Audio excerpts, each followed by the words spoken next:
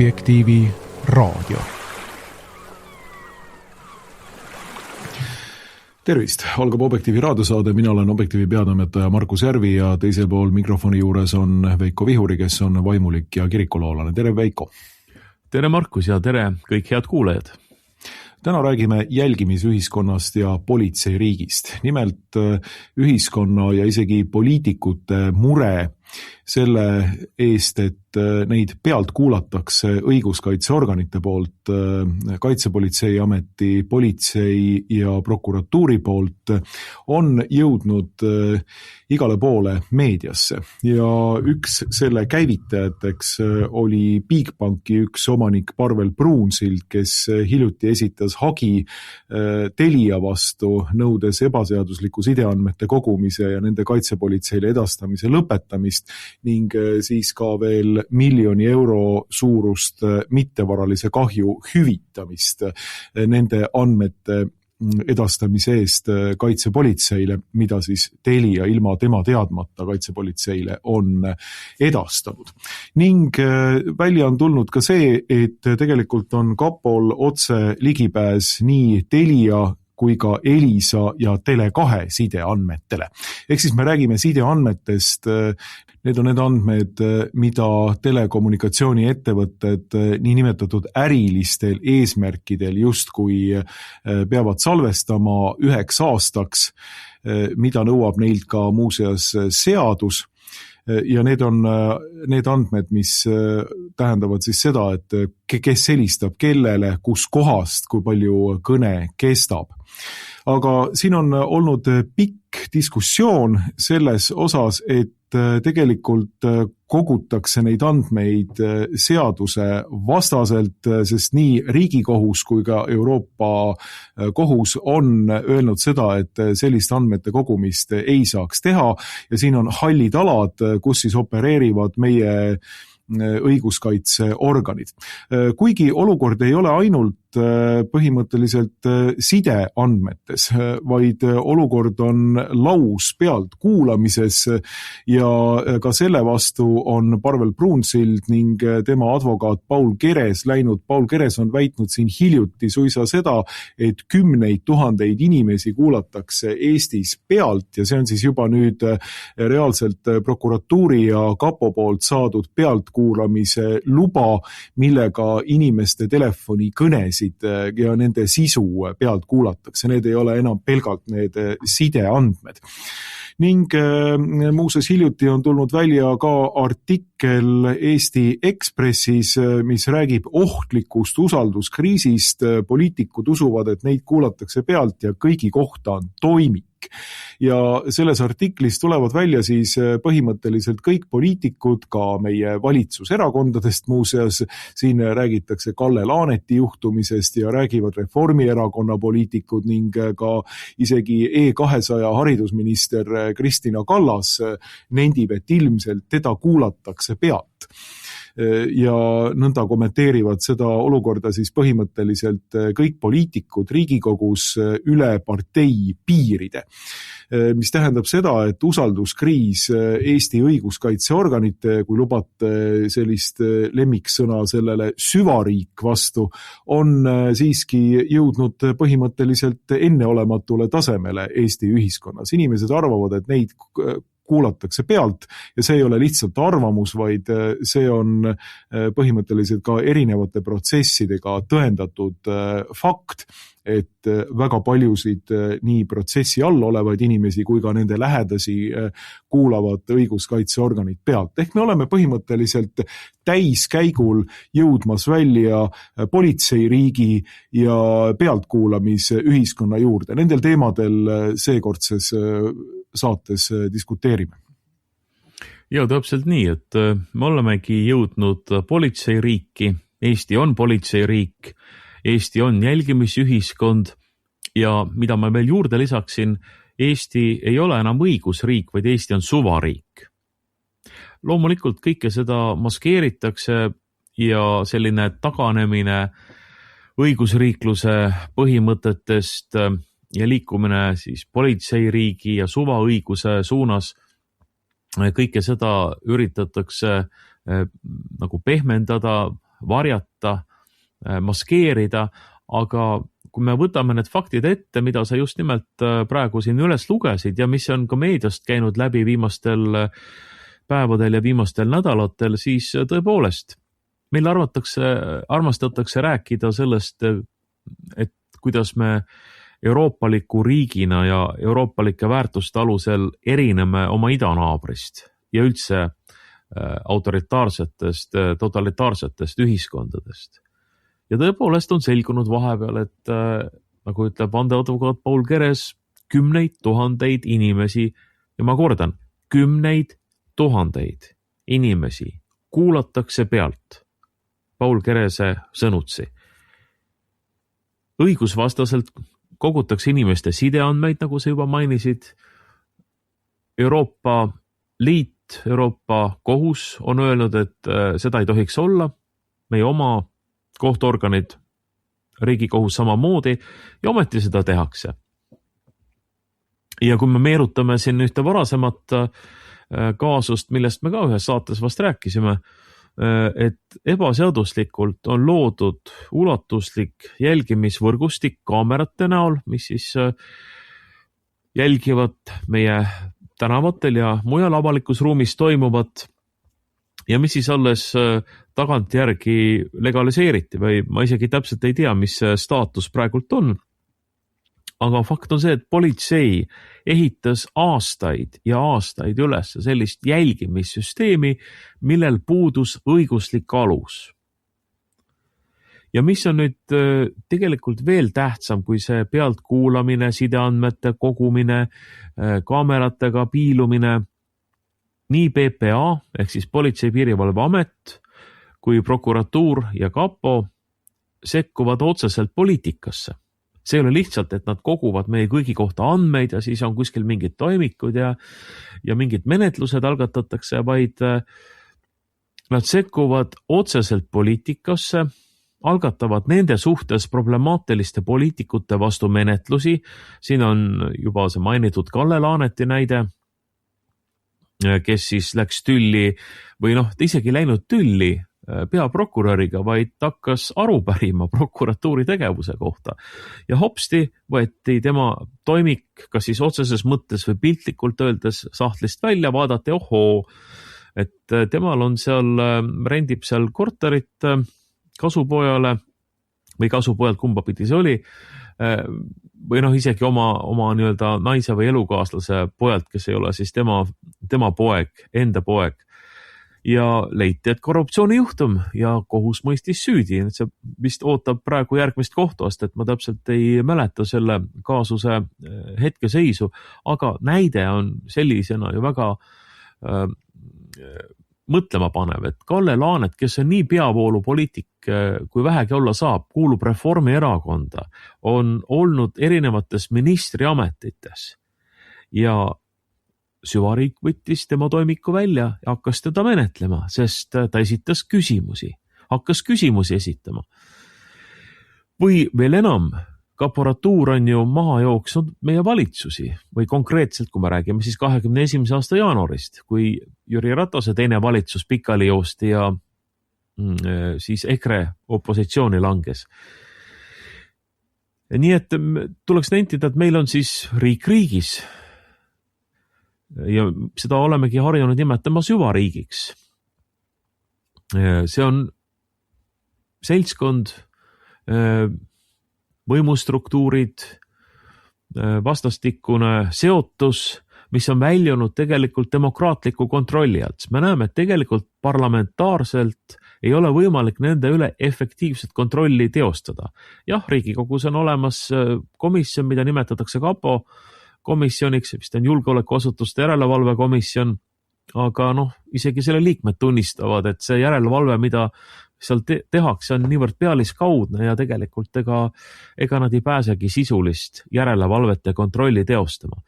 Ja nüüd, nagu sellest Eesti Ekspressi hiljutisest artiklist teada saime, isegi valitsuspoliitikud, Reformierakonna poliitikud, Eesti 200 poliitikud laiutavad käsi ja on nõutud, et mida me nüüd siis peame tegema selle olukorraga, et selge on see, et olukord on kontrolli alt väljas, aga mida me siis nüüd teha saame.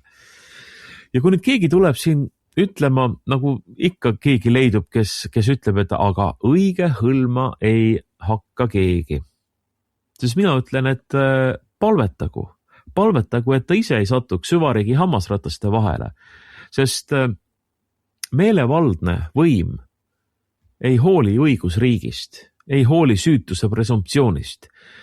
See meelevaldsus seisnebki ju selles, et seda riiklikku võimu, mis on antud politseile, mis on antud prokuratuurile, mis on antud kaitsepolitseile teatud funktsioonide täitmiseks, et seda kasutatakse ära ka oma isiklikes huvides, mingites korporatiivsetes huvides. Meil puudubki sellest tegelikult arusaam, kelle huvides siis see süvariik tegutseb. Et seal on kindlasti palju sellist ka puhtisiklikku võimu kuritarvitamist. Ja kui inimene, olgu ta poliitik või keegi teine, olgu ta siis ka samal ajal kas siis õige või mitte, vahet ei ole, kui ta jääb süsteemile jalgu, siis süsteem hakkab temaga tegelema. Ja nagu me teame, siis riigiga ei jamata. Seda ütles omal ajal PPA juht Elmar Vaher, see oli veel vist koroona ajal, mees, kes ise hiljem osutus süvariigi ohvriks. Tal pandi käed raudu, võeti teatraalselt vahi alla politseijuhina ja veeti pikalt läbi erinevate kohtuastmete, teda menetleti, sest Kaitsepolitseiameti juht Arnold Sinisalu, minu hea koolivend, nagu me oleme teda ikka varasemalt nimetanud, Sinisalu soovis seda. Tema leidis, et see on vajalik.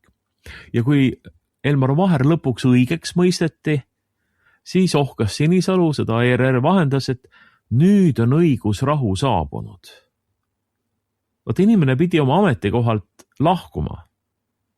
Mitte minul Elmar Vaheri puhul oleks sellest kahju, aga ta pidi oma ametist lahkuma, ta pidi kannatama avalikku häbistamist, läbivedamist erinevate kohtuastmete, kahtlemata ilmselt ta pidi kulutama ka õigusabile suuri summasid ja sai lõpuks oma õiguse kätte selleks, et kuulda oma tagakiusaja suust, vaat nüüd on õigusrahu saabunud. Midagi ei ole teha, nüüd on õigusrahu on saabunud. Sellel oleks võinud ju enne mõelda, kui seda menetlust üldse algatati. Ja siin me olemegi jõudnud tegelikult sellesse olukorda, kus isegi poliitikud ei saa selle süsteemi vastu ja on vaid üksikud sellised jõukad, rahaliselt kindlustatud isikud, kes veel ennast kaitsta suudavad. See on see Parvel Pruunsilla näide, kellest sa ka alustasid, et tema nüüd on alustanud ristisõda, sõna otseses mõttes ristisõda, teda kottinud süvariigi vastu, aga ka sellele ju eelnes tegelikult pikk uurimine ja kohtumenetlus läbi erinevate astme, kus ta siis lõpuks sai õiguse ja kui tema asemel oleks olnud selline tavainimene, lihtne inimene, mingisugune võib-olla poliitiliselt natukene keskmisest aktiivsem inimene, aga mitte selliste ressurssidega inimene, siis süsteem oleks ta neutraliseerinud, oleks ta ruineerinud juba võib-olla esimeses kohtuastmes. Et inimesel ei olekski lihtsalt olnud rahalisi vahendeid ja võimalus saada kvaliteetset õigusabi, et ennast kaitsta selle süsteemi eest. Nii et praegu selle mõtteavalduse kokkuvõtteks ütlen seda, et me ei räägi mitte teatud valdkondades esile kerkinud probleemidest. Küsimus ei ole selles, et meil nagu süsteem muidu toimib ja õigusriik on hea, aga esineb üksikuid puudusi veel. Et räägime siis puudustest. Ei, me ei räägi üksikutest puudustest. Meil on asi totaalselt ja süsteemselt valesti. Ja tegelikult me ei saa leppida selle olukorraga. Me ei saa, selline riiklik kord ei ole kaua jätkusuutlik. Jah, see rahuldab võib-olla süvariigi enda asjapulkasid loomulikult, kellele siis ei meeldiks, kui võimuhoovad on tema käes, kui tema käes on võimalused mõjustada nii poliitikat kui majanduselu kui kogu riigi elu. Ja ma üldse ei kahtle selles, et need süvariigi nupumehed kujutavad ette, et nemad ongi Eesti riik. Et Eesti, see oleme meie. Eesti, see olen mina, süvariigi mees. Kuna minul on riik volitanud need õigused ja mina nüüd kaitsen seda riiki, seda ühiskonda ja siin muideks on väga informatiivne ka riigiprokuröri Taavi Perni tõdemus, kui tal paluti siis kommenteerida seda lausalist jälitamist ja sideandmete korjamist, õigusvastast kogumist. Taavi Pern siis ütles intervjuus ERR-ile, ma vaatan, kus see mul siin välja kirjutatud on, ta ütles, et selle diskussiooni keskmes peaks olema julgeoleku küsimused. Arvestades seda, et neid sideandmeid ei kasutata mitte ainult mõnes ajas kriminaalmenetluses, vaid meie julgeoleku tagamiseks üldisemalt. Tsitaadi lõpp. Nii et siin me saame aimu ka nende seltsimeeste mõtteviisist, et nemad tagavad meile julgeoleku, neil peabki olema õigus meid 24/7 pealt kuulata, meie andmeid koguda, meid kaameratega jälgida ja ka meid menetleda, kui nad seda vajalikuks peavad, et oleks tagatud julgeolek. Ja selle julgeoleku argumendiga nad õigustavad oma täiesti autoritaarset käitumist ja ilmselt suures osas ka õigusvastast käitumist. Ja ma olen sinuga täiesti nõus selles osas, et siin ei ole tegu mingisuguse nii-öelda nipet-näpet natukene korrigeerimist vajava probleemiga. Et just nagu alati leitakse lahendusena mingisuguseid nii-öelda väikeseid pisikesi seadusi, muudatusi ja mingeid muid asju, et ei, meil on tegu strukturaalse probleemiga Eesti riigi enda eksistentsi südamikus. Ja selle probleemi nimi on, nagu öeldud, süvariik ja süvariiklik lausjälgimine kodanike üle. Ja kogu selle asja selliseks tunnussõnaks võib ütelda on õigusvastasus. Et on selge, et sideandmete selline lausaline kogumine ja säilitamine on õigusvastane ning nende andmete kontrollimata üleandmine kaitsepolitseile ilma, et sellest mingit jälge üldse maha ei jäägi, see on õigusvastane. Ja tegelikult on õigusvastane ka see, mida siin, nagu sa mainisid, tehti pikka aega politsei ja piirivalveameti poolt, ehk siis pandi püsti põhimõtteliselt tervet Eestit ja Eesti teesi hõlmav võrk jälgimiskaameratest, ilma et sellel oleks mingit õiguslikku alust antud. Ja ma ka tõsi ei tea, et kuidas selle seadusega nüüd on, et kas see koputati seaduseks ära ja legaliseeriti nüüd siis tagantjärgi. Vist koputati nii palju, kui ma aru sain.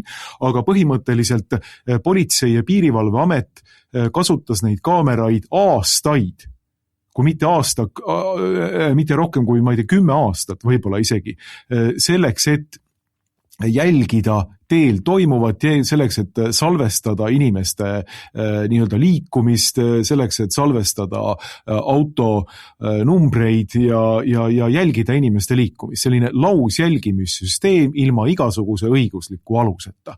Ja see peaks olema tegelikult vabas ühiskonnas skandaal, mitte et sellele ei tehta sellist tellimustööd Riigikogus, nii et kui on vaja, siis koputatakse see tagantjärele seaduseks, vaid tegelikult sellise jama peale peaksid Eesti nii Siseministeeriumi nõunikud, ametnikud kui ka kogu politsei ja piirivalveameti juhtkond tagasi astuma, kui on tehtud midagi ebaseaduslikult ja õigusvastaselt. Sest riigivõim teadupärast peab käituma seadustele, põhiseadusele ja partikulaarsetele seadustele tuginedes. Ei saa ühtegi sammu teha ilma, et seda ei õigustaks seadus.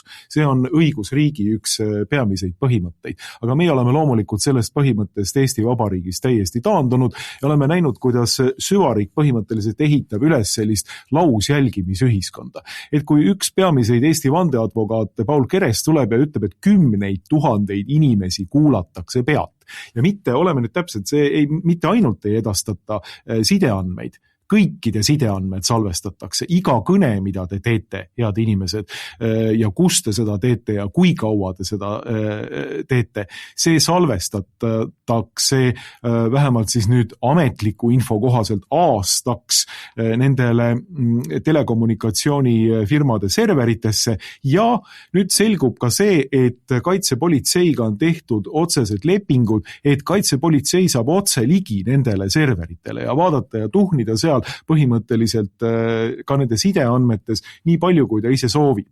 See on üks nagu asi, mis siit on ka välja tulnud. Ja kaitsepolitseil on põhimõtteliselt kõikide sideandmed nii-öelda peo peal. Ning kõik sideoperaatorid peavad neid andmeid ka edastama. Ja jällegi, see on õigusvastane olukord. Sellist asja on nii Riigikohus kui ka Euroopa Kohus ja Euroopa Liit öelnud juba aastal 2014, kui ma ei eksi, et sellist asja ei tohi teha. Eesti ei ole võtnud mingisugust menetlust selles küsimuses, ei ole seda kuidagi reguleerinud, aga jälle, me ei tohiks nagu minna selle regulatsiooni sellisele argumendi juurde, et teiega reguleerime selle siis nagu tagantjärgi kuidagi ära. Ei. Probleem on substantsiaalne. Probleem on selles, et üleüldse sellist asja on tehtud õigusvastaselt, et üleüldse on selline praktika meil aastakümneid juba siin paika pandud, ilma õigusliku aluseta, õigusvastaselt. Probleem on selles, nagu ka Parvel Pruunsild siin ütleb ühes kommentaaris, et näiteks ka õigusvastaselt alustatakse mingisuguseid õngitsusmenetlusi, nii nagu see tema ERMi kaasus oli, selleks lihtsalt, et põhimõtteliselt saada andmeid jälitustegevuseks. Kui on algatatud selline protsess, siis tehakse seda selleks, et põhimõtteliselt saada juurdepääs Parvel Pruunsilla arvutile, saada juurdepääs kirjavahetusele, teostada lause jälgimist kõikidele kõnedele ja seda hoopis teistel eesmärkidel. No, siin räägitakse sellest, et seda eesmärkidel, et tuvastada siis Parvel Pruunsilla reaalsed suhted Isamaaga ja see nii-öelda kogu maailma ette lajatada. Ja teine selline täiesti reguleerimata ja õigusvastane aspekt kogu selle asja juures ongi see, et kui nüüd mingisugune järelkuulamis- ja jälgimisorder kuskilt saadakse, siis äkitselt paisatakse kogu see kõne tohutu maht, mida on salvestatud, kõik need toimikud, mingil hetkel ametisiseseks kasutamiseks mõeldud toimikud, ühel või teisel põhjusel või ühel või teisel ajendil kogu meediasse. Niimoodi, et meedias olevad inimesed saavad neid lugeda ja siin on jällegi järjekordselt küsimus, et kuidas selline asi saab olla lubatud. Et kes need paiskab meediasse, kuidas seda tehakse ja see on selline avaliku ristilöömise praktika niimoodi ja seal ei ole seotud loomulikult ainult, ma ei tea, võtame siis selle Parvel Pruunsilla kaasuse, Parvel Pruunsill pluss teised, vaid seal on seotud juba kümned inimesed, kes kas temale on helistanud, rääkinud ühte või teist juttu, millest õngitakse välja üks või teine informatsioon, ehk siis sellised kalastusprotsessid, nagu Parvel Pruunsilla ERMi protsess oli, millest on õigeks mõistetud, on lihtsalt selleks, et saada ligipääs inimese privaatsfääri, inimese kõnedele, inimese arvutitele ja põhimõtteliselt võtta ta täis ja laus jälgimise alla. Ja toonitan, et see ei ole mingisugune küsimus, et me võiksime seda kuidagi tagantjärgi hakata siin nüüd seaduseks koputama või et reguleerime natukene nagu masinavärgi ühte ja teist osa, peenhäälestame siin nagu Reformierakonna kunagine peaminister rääkis meile, et Eestit on vaja ainult natukene peenhäälestada. Meil ei ole vaja peenhäälestada seda lausjälgimispolitseisüsteemi, vaid meil on vaja see ümber lükata ja meil on vaja teha väga konkreetsed piirangud selles küsimuses, mida politsei ja süvariik saab teostada, millist järelkuulamist ja millist ei saa teostada. Ja vabas ühiskonnas peaksid, ma toonitan jällegi ka seda, peaksid sellised asjad, nagu Parvel Pruunsilla vastu on tehtud või nagu on tehtud mitmete teiste vastu, siin Kajar Lemberi 8-eurone juukselõikus ja 10 aastat protsessi on selline hea näide selles vallas, et sellised asjad peaksid sügava sellise protestivaimu kodanikes esile kutsuma ja jõudma välja ka konkreetsetesse poliitikatesse niimoodi, et need poliitikud, mida me nüüd loeme siit Ekspressi artiklist, põhimõtteliselt üle erakondade tunnistavad, et see on probleem, et nüüd oleks aeg vaadata nagu teie poole, head poliitikud, kaasa arvatud ka muuseas koalitsioonierakondadest, E200 ja Reformierakond, et kui te olete nüüd niivõrd mures selle pealtkuulamise ja lausjälgimise ja politsei ühiskonna tekke ja politseiriigi tekke osas, no siis võtke midagi ette, nüüd on vaja seda politseiriigi paremaks teha, vaid see politseiriigi kogu olemus lahti võtta ja teha seadused selliseks, et see ei oleks võimalik, et ükski selline süvariiklik organisatsioon lihtsalt halustab kodanike osas sellist lausjälgimist. Ja kui tulla nagu nende põhjenduste peale, siis loomulikult üks selline peamine põhjendus, mis kohe tagataskust välja võetakse, on Taavi Perni, riigiprokuröri selline põhjendus, et sideandmeid on vaja koguda selleks, et säilitada julgeolek. Julgeolek on see peamine asi ja see on nüüd see selline jokker kaardipakis, mis alati välja võetakse ja loomulikult seal taustal on nii-öelda Vene kaart ja kõikvõimalik nii-öelda Venemaa mõjutustegevus, et siin Kapo pressiesindaja ütleski, et Venemaa mõjutustegevus on selline katkematu ja tohutu Eesti Vabariigis, et meil on vaja lihtsalt siin nagu piiririigis nüüd põhimõtteliselt teostada enda kodanike vastu sellist nagu politseiriigi mustrit ja lausjälgimist, et lihtsalt kuidagi turvaliseks teha see asi. Aga nüüd võib küsida, et kuulge, aga mis sellel riigil siis eesmärk on, kui me põhimõtteliselt oleme siin kodanikena sellise politseiriigi lausjälgimise all, mille nimel? Vabaduse nimel või? Sellepärast, et vaata see riik, mis sealt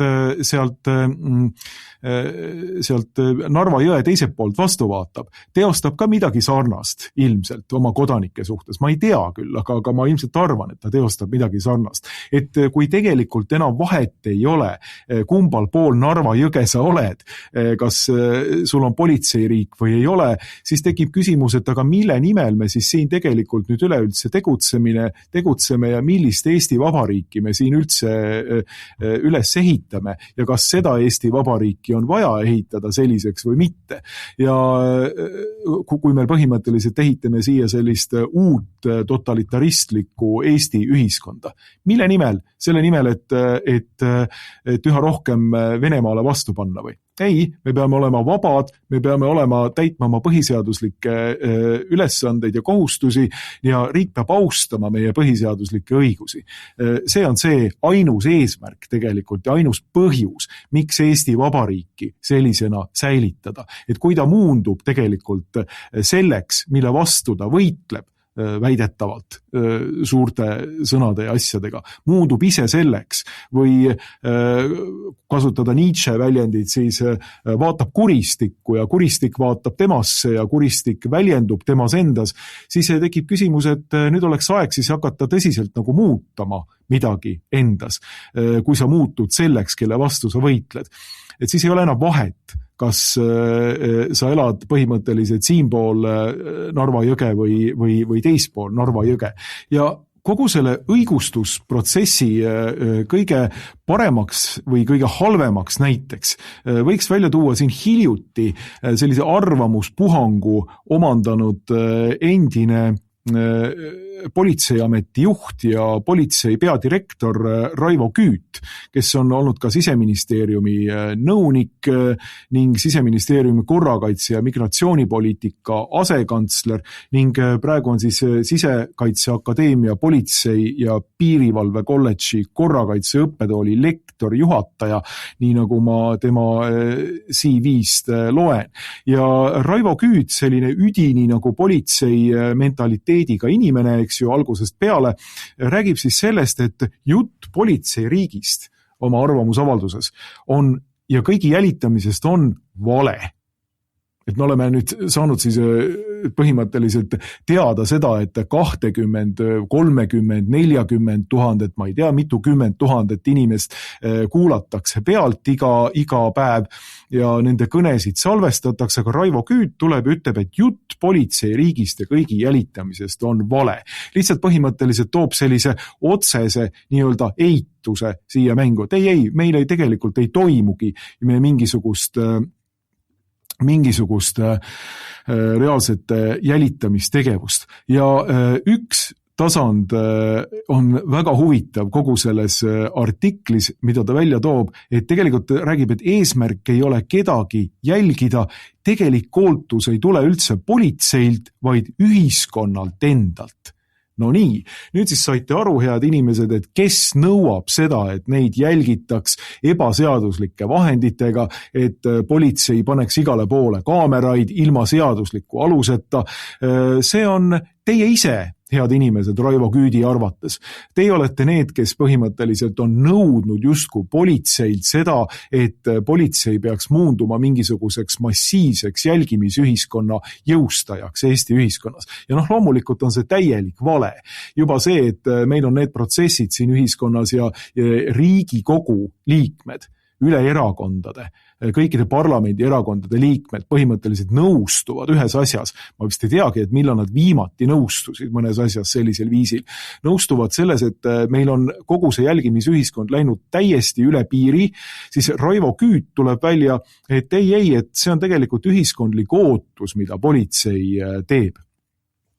Ja loomulikult see on täiesti küüniline vale, see on selline, kuidas öelda, Stratkomi poolt paika pandud ja võib-olla isegi AI poolt, ma natukene lugesin seda artiklit ja vaatasin seal mõningaid konstruktsioone, AI poolt üles kirjutatud ja tema abil koostatud artikkel, mis siis lihtsalt nagu valetab jultunult inimestele näkku ja ütleb seda, et justkui meie oleksime need, kes nõuaksid politseilt selle politseiriigi kehtestamist. Ei ole.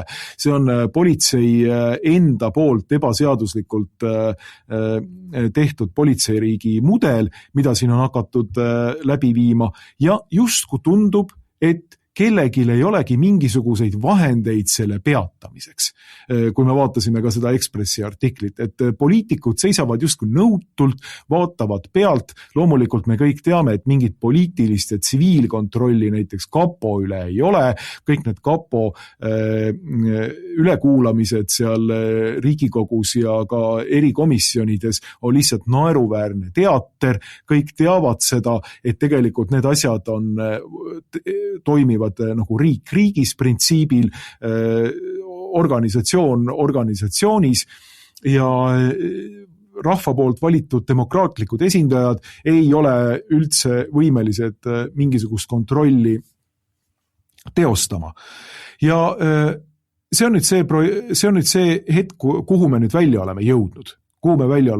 Ja nüüd põhimõtteliselt ikkagi vaatame teie poole, head poliitikud, et kui nüüd selline üle erakondade olev konsensus on juba olemas ja leitud, et asi on problemaatiline, no nüüd oleks viimane aeg siis võtta kätte oma enda seadusandlik jõud ja teha midagi, et need asjad saaks parandatud ja selgelt reguleeritud ning ümber tehtud. Mitte niimoodi, et lihtsalt natukene peenhäälestatud, vaid ümber tehtud niimoodi, et Eesti Vabariik võiks olla põhiseaduslikul alusel ja mitte mingisugusel suvariiklikul riik riigis oleva politsei ja kaporatuuri alusel.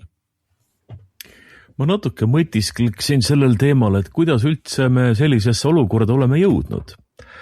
Et kas tõesti on siis poliitikud riigivalitsemise kõrval ära unustanud PPA, prokuratuuri, Kaitsepolitseiameti ja muud jõustruktuurid ja lasknud neil siis nii-öelda omapäi seda politseiriiki ja jälgimisühiskonda ja süvariiki siis kõige laiemas mõttes ehitada ja nüüd kohkunult avastavad, et oi, et nüüd on juba meie vastu siin menetlused käimas ja kogu see asi on meil üle pea kasvanud.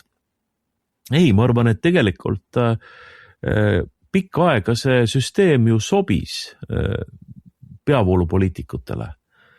ehk siis nendele, kes kangesti räägivad meile siin liberaalsest demokraatiast. Sest me näeme, et tegelikult see süvariik on olnud ju ka poliitiliselt kallutatud. Põhiliselt on ju ikkagi kotitud ja menetletud neid, keda peetakse ühel või teisel moel ohuks liberaalsele demokraatiale või siis ütleme selle nimetuse taha varjuvale süsteemile.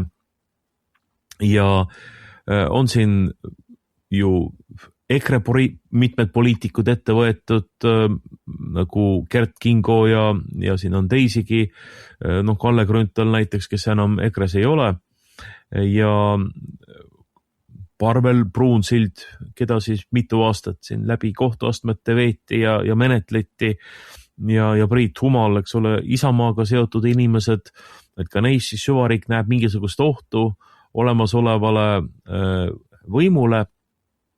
Ja sealt nende see tohutu huvi, et isegi mitte selle mingisuguse ERMi majaga seonduva tehingu vastu, eks ole, mis siis oli nagu ametlikuks ettekäändeks, et see menetlus algatada, vaid tegelikult jah, nagu sa mainisid, neid huvitas ligipääs Parvel Pruunsilla kirjavahetusele, meilivahetusele, sõnumitele, tema arvutile, et siis saada aru suhetest Isamaa erakonnas, kes seal kellega suhtleb, kes mida mõjutab, millised on plaanid, ja samal ajal siis me ju teame, kuidas endine prokuratuuri juht, peaprokurör Lavly Perling, kes siis oli prokuratuurist ära tulnud, Isamaaga liitunud ja üritas siis erakonda üle võtta, et siis samal ajal oli nii-öelda oma inimene seda erakonda seestpoolt üle võtmas ja tal oli ka kindlasti siis nii-öelda luureandmeid vaja, et see on muidugi puhtalt ja selgelt poliitikasse sekkumine, aga see sobis peavoolupoliitikutele või siis nii-öelda liberaalsetele poliitikutele. Aga nüüd on juhtunud see, et hammasrataste vahel on jäänud ka mõned nagu Reformierakonna enda inimesed, konkreetselt siis Kalle Laanet, igati teenekas reformierakondlane, mitmekordne minister, kes siis võeti rajalt maha mingi sellise teemaga, mis tegelikult oli aastaid teada ja milles on nagu päris keeruline näha korruptsiooni. Aga kohus seda niimoodi igatahes tõlgendas siis vastavalt sellele menetlusele. Et ühesõnaga, ma tahan öelda, et poliitikud ise, peavoolupoliitikud, liberaalsed poliitikud ise on lasknud sellel süsteemil vohama hakata, kuna see sobis neile. Sest eks neilegi anti mõista, et me tegeleme teie vastastega, me tegeleme EKRE-ga. EKRE valitsus joosti pikali, abielureferendum jäeti ära, e-valimistesse sekkumine, e-valimiste läbivalgustamine jäi ära, kuna Jüri Ratase valitsus kukkus. Ja siin on veel mitmeid ja mitmeid muid selliseid asju, kus me näeme, kuidas süvariik on siis nii-öelda poole valinud ja tegutseb siis mingites nagu laiemates poliitilistes huvides. Nüüd küsimus on selles, et kuidas nüüd seda asja siin kontrolli alla saada. Ja see on minu meelest palju raskem asi, kui nüüd selle väljaütlemine, et jah, meil on väga tõsine probleem selle olukorraga. Tegelikult paljud inimesed, ja siin ma võib-olla natuke vaidaks selle vastu või läheneks asjale nagu teise nurga alt, et ma leian siiski, et paljud inimesed tegelikult ühiskonnas on mõjutatavad selle julgeoleku argumendi abil. Me nägime seda koroona ajal, kui ikkagi päris paljud ühiskonnaliikmed, päris paljud kodanikud võtsid meelsasti vastu ametliku propaganda ja korrutasid seda ja uskusid ka siiralt, et inimesed, kes ei lase ennast süstida, kes keelduvad ametlikku propagandat vastu võtmast ja uskumast, ohustavad neid kuidagi.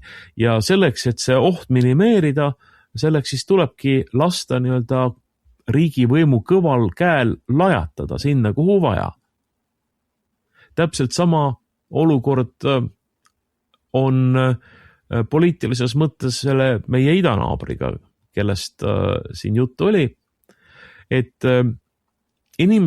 paljudel inimestel on seoses Venemaaga kas mingi spetsiifiline hirm või ka väga suur vastumeelsus ja selle nimel ollakse valmis vaba ühiskonna ideaalid kõrvale jätma ja ütlema, et tegelikult meil on ikkagi vaja jõuasutusi, kes hoiaksid valvsalt ühiskonnal silma peal. Muidugi, kui nii öeldakse ja kui nii mõeldakse, et siis ei peeta ju iseennast silmas, siis mõeldakse, et näiteks kapo peaks ikkagi tegelema selle vene õigeusu kirikuga, venekeelsete inimestega siin, neil silma peal hoidma, sest nemad kujutavad seda ohtu. Või siis miks ka mitte opositsioonierakondadega, nagu näiteks EKRE või mõned teised, keda saab Kremli meelsuses süüdistada, mis on ju ka ametlik selline valitsuse propagandapunkt olnud. Aga ei arvestata sellega, et ühel hetkel see süsteem tuleb nende enda järgi, kui nad ise selle süsteemiga vastuolu lähevad. Ja kui siin idapiirist juba juttu oli, et kui me läheksime üle idapiiri, siis mina ei jääks sinna Narva jõe teisele poolele peatuma, vaid marsiksin läbi suurte avaruste, läbi kuuendiku planeedist ja jõuaksin Põhja-Koreasse, mis tegelikult ju sel viisil võiks olla vaba ühiskonna ja, kuidas siis öelda, absoluutselt tagatud julgeolekuga ühiskonna mudel ja etalon. Kas seal peab kodanik kartma? Välisvaenlasi, sisevaenlasi, üldse kedagi? Ei, riik on kõik juba nii ära korraldanud, et kodanikul ei ole midagi karta. Ja kui tõesti kodanikul tekivad halvad mõtted selle süsteemi suhtes, kus ta elab, siis ta lihtsalt vaikselt kaob ära ühel päeval.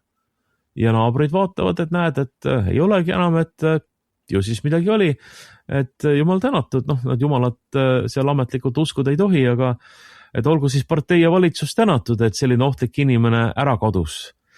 Ja riigi võim on see, kes tagab meile selle absoluutse julgeoleku ja kes hoolitseb isalikult meie eest.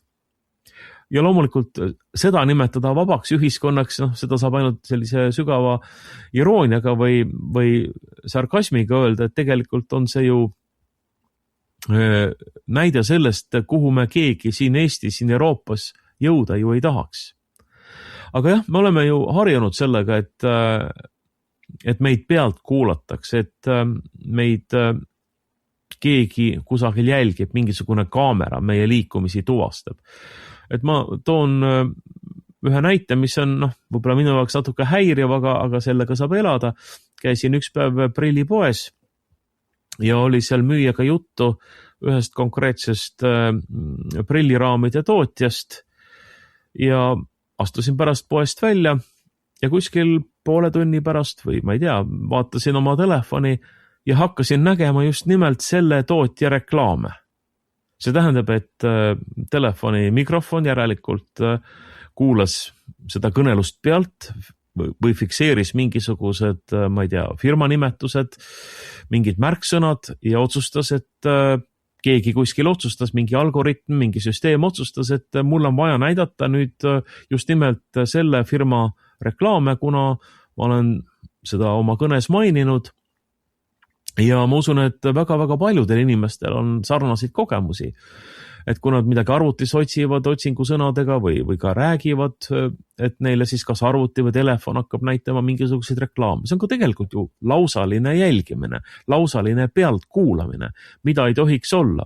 Ma ei tea, võib-olla saab seda välja lülitada, võib-olla oleme andnud mingisugust nõusoleku klausliga telefonile või siis täpsemalt sellele tarkvarale võimaluse meid niimoodi kuulata, ma ei oska öelda. Aga see lihtsalt nagu madaldab seda valuläve natukene, ütleme see olukord, et paljud ütlevad tänapäeval, et aga midagi ei ole teha, et privaatsust ei ole juba ammu enam. Et mis te muretsete selle privaatsuse pärast, mis te räägite sellest privaatsusest, seda ei ole ju enam. Tegelikult minu meelest see olukord, mis on siin meie kapo ja prokuratuuri ja politsei käitumisega kujunenud poliitilisel tasandil, meie riigi tasandil, tegelikult on see ikkagi vabale inimesele solvav olukord ja see on meie eneseväärikust või meie inimlikku väärikust alandav olukord.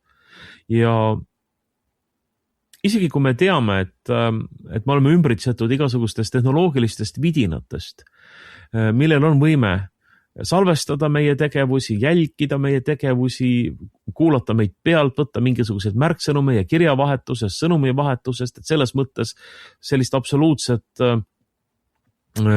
kaitstust enam ei ole, aga see ei tähenda seda, et riik võiks hakata ka poliitilistel kaalutlustel, muu hulgas ja võib-olla isegi peamiselt poliitilistel kaalutlustel käsitlema meid jälgimis- või jälitustegevuse objektidena, kuna neil on nii vaja ja neile tundub, et nad peavad teadma, mida me räägime, mida me teeme, mida me kavatseme ja loomulikult enamik sellest informatsioonist ei pakugi neile huvi, aga vajadusel võetakse igasuguste otsingute abil välja meie mingisugused ütlemised, meie mõtlemised, väljaütlemised ja seda võidakse meie vastu ära kasutada. Ja see ongi tegelikult olukord, et kuhu me oleme jõudnud, et riik ei ole mitte enam, ei tegutse meie huvides ja meie heaks, vaid meie ise kodanikena, selle riigi peremeeste ja omanikena oleme muutunud kuidagi selle riigi süsteemi teenistuses olevateks, isegi mitte, või jah, võikski öelda võib-olla ühikuteks. Me oleme lihtsalt ühikud, mida see riik kasutab oma iseseisvaks eksistentsiks. Ja see on täiesti vastupidi sellele olukorrale, mida põhiseadus kirjeldab. Nii et mina tooksin oma mõtted välja sellesse punkti, et kui me räägime politseiriigist ja jälgimisühiskonnast ja suvariigist, ehk siis mis vastandub õigusriikluse põhimõtetele, et siis enne kõike on see vaba kodaniku eneseväärikust solvav olukord ja sellega ei saa leppida just nimelt selle argumendi tõttu. Et loomulikult ka meie privaatsus on tähtis ja me peame ka kuidagi poliitiliselt suutma saavutada kontrolli õiguskaitse jutumärkides organite üle, aga me ei saa lubada seda, et riik hakkab eksisteerima meist kui kodanikest ja kui selle riigi omanikest ja peremeestest lahus ja sellel riigil siis nii-öelda süvariikliku aparatuuri näol on mingisugune oma agenda, milleks nad ei küsigi enam mandaati riigi peremeeste käest. Et lühidalt öeldes, see riik tuleb lihtsalt tagasi võtta omanike teenistusse, panna ta teenima omanike ja peremeeste huve ja mitte vastupidi. Ja siin tuleb minu meelest olukord või ütleme kord kindla käega majja panna. Ma ei usu, et praegune Riigikogu koosseis sellega hakkama saab, aga loodame, et mõne järgmise koosseisu ajal kerkivad esile need poliitilised jõud ja et see poliitiline arusaam süveneb kogu poliitilise spektri ulatuses, et on vaja kord majja saada selle asjaga.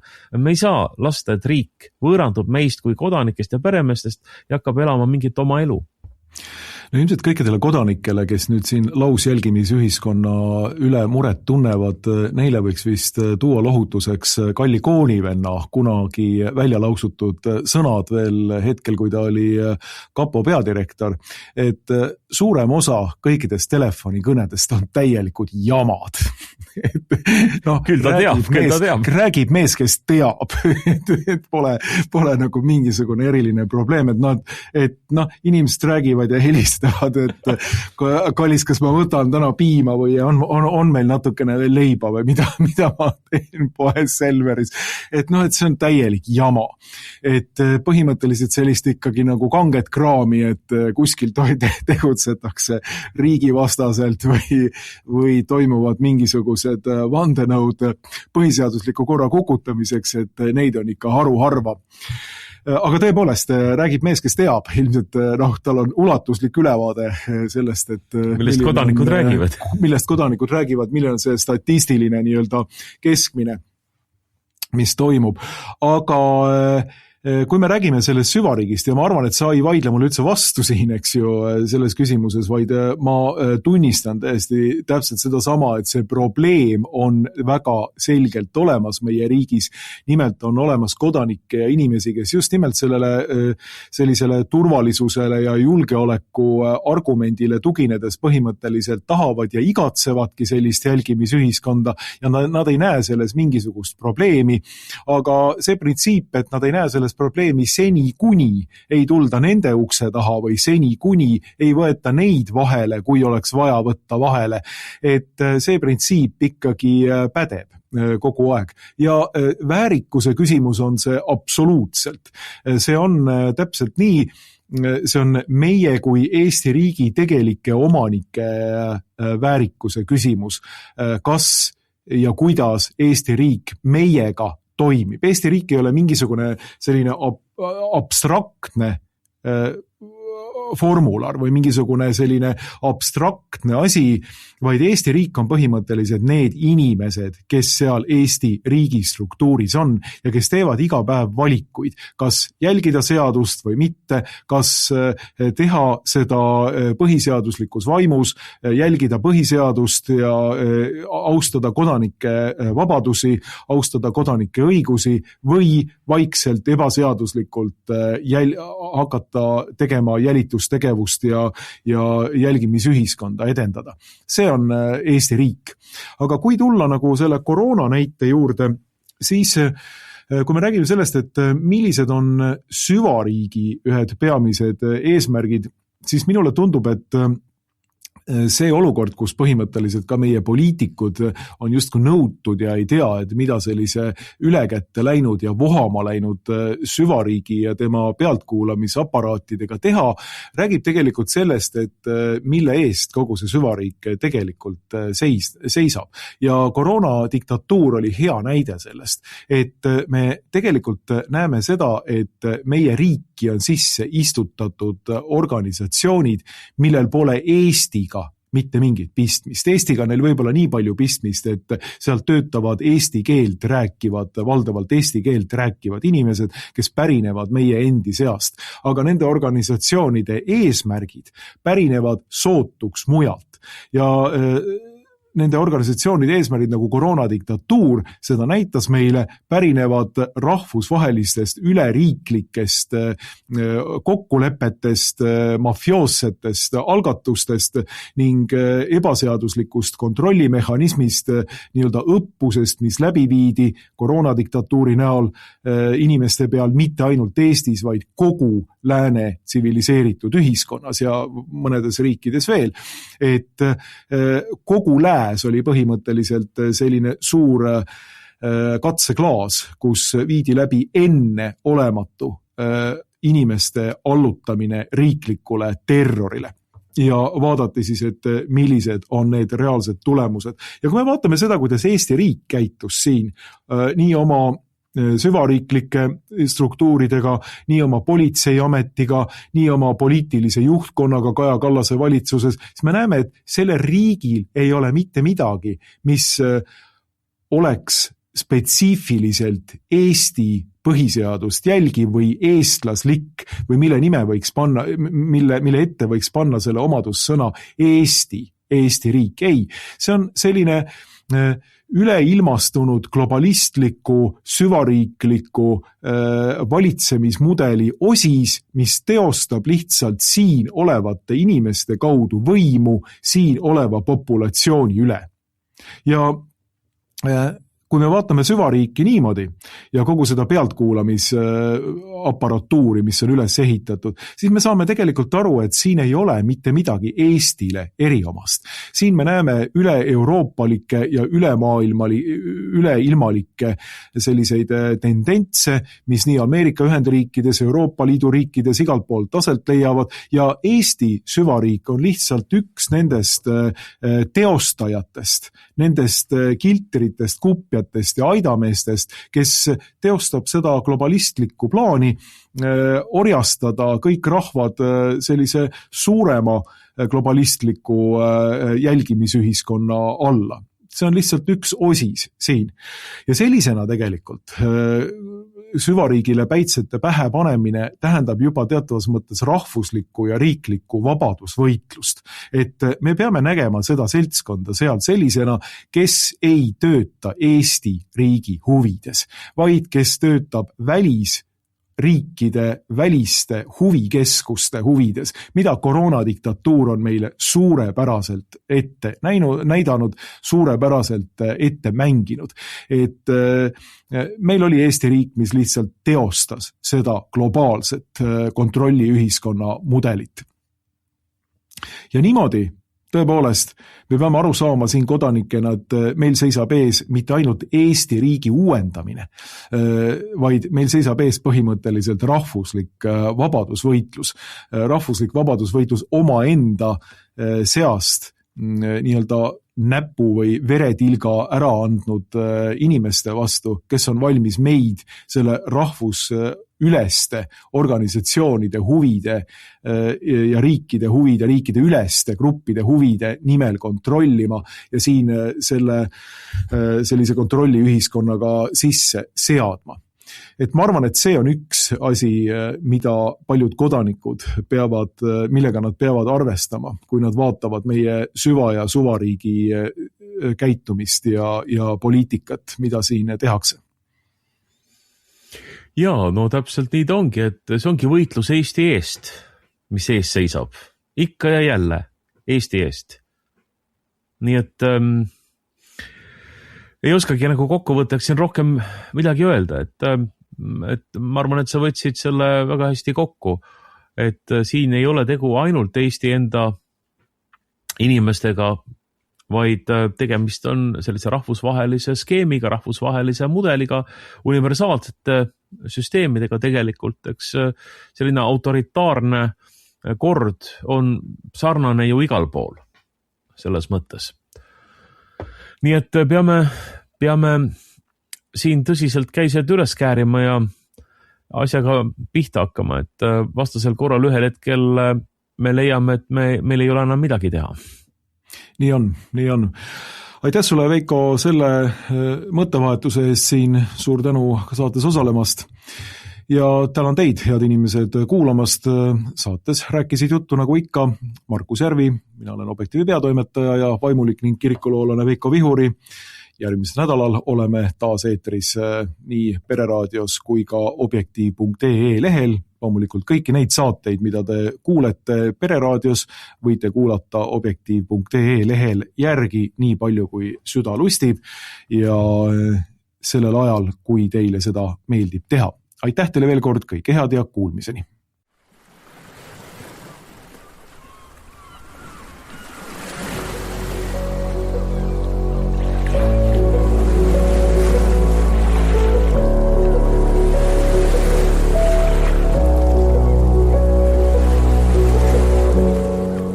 Objektiivi raadio.